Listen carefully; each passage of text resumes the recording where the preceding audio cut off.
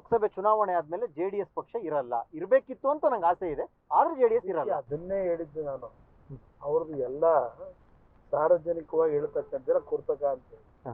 ಪಾಪ JDS ಮುಳುಗಬಾರ್ದಾಗಿತ್ತು, ಅದು ಇರಬೇಕು ಅಂತ ಆಸೆ ಪಡ್ತೀನಿ ಅಂತ ಹೇಳೋರು JDS ನ ಮುಗಿಸ್ಬೇಕು ಅಂತ ಹೇಳಿ ನನ್ನ ಜೊತೆ 12 ಜನ MLAಗಳು ಟಚ್ ಹರಿತಾರೆ. 12 ಜನದ ಹೆಸರು ರೆಡಿ ಇದೆ, ಜೋಬಲ್ಲಿ ಇಟ್ಕೊಂಡಿದ್ದೀನಿ, ನಾನು ಯಾವಾಗಾದ್ರೂ ಬರ್ತಾರೆ.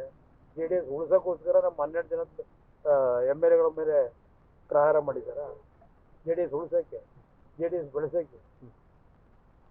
ಅವ್ರು ಹೇಳೋದು JDS ಉಳಿಬೇಕಂತೆ, JDS ಸಾಯಬಾರ್ದಂತೆ, ನನ್ನ ಆಸೆ ಅಂತಾರೆ.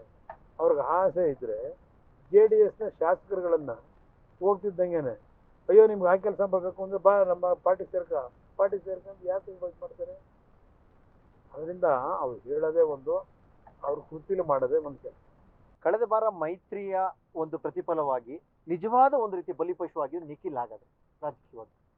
ಹಿಂದೆ ಮೈತ್ರಿ ಕಾಂಗ್ರೆಸ್ ಜೊತೆ ಮೈತ್ರಿ ಏನಾಯ್ತು, ಆ ಮೈತ್ರಿ ಎಣ್ಣೆಯಲ್ಲಿ ಬಲಿಪಶು ನಿಖಿಲ್ಲೇ ಆದಂಥದ್ದು.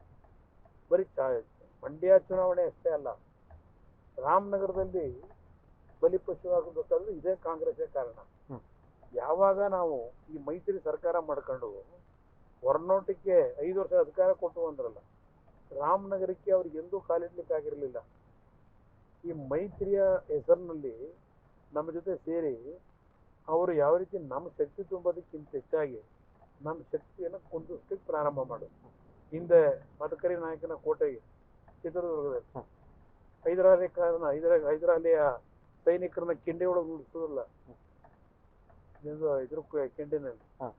ಆ ರೀತಿ ನನ್ನ ಕ್ಷೇತ್ರದಲ್ಲಿ ನಮ್ಮ ಕಾರ್ಯಕರ್ತರನ್ನು ಟ್ಯಾಪ್ ಮಾಡ್ಕೊಳ್ಳಿಕ್ಕೆ ನಮ್ಮ ಜೊತೆ ಕೈ ಜೋಡಿಸಿ ಬುದ್ಧಿವಂತಿಕೆಯಲ್ಲಿ ನಮ್ಮ ಶಕ್ತಿ ಏನಿತ್ತು ಅದನ್ನ ವೀಕ್ ಮಾಡಲಿಕ್ಕೆ ಏನೇನು ಕುತಂತ್ರ ಮಾಡಬೇಕು ಮಾಡಿದ್ರು.